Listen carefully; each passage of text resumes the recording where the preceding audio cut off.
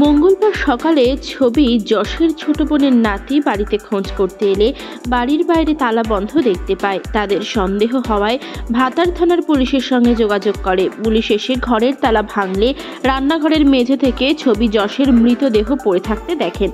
নিজের ঘর থেকে বৃদ্ধ দম্পতির দেহ উদ্ধার। পূর্ব বর্ধমানের ভাতার এলাকার ঘটনা। পরিবারের সদস্যদের দাবি লুটপাট করে খুন করা হয় ওই দম্পতিকে। পূর্ব বর্ধমানের ভাতার থানার রবীন্দ্রপল্লী এলাকার বাসিন্দা অভিজিৎ যশ ও ছবি যশ।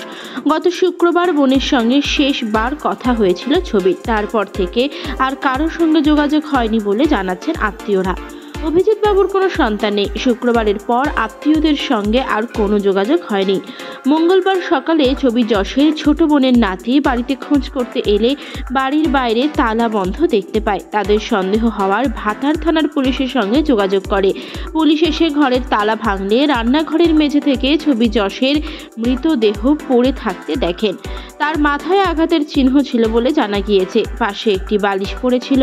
শোবার ঘরের মেঝে থেকে অভিজিৎ যশের মৃতদেহ উদ্ধার করা হয়। আত্মীয়রাও জানিয়েছেন বাড়িতে আলমারি ভাঙা অবস্থায় ছিল। পুরো ঘর লণ্ডভণ্ড ছিল। তাদের অনুমান সম্পত্তির লোভেই এই দম্পতির পরিকল্পনা মাফিক খুন করা হয়েছে। খুন ও লুটপাট করার পর সদর দরজা এবং ঘরের দরজায়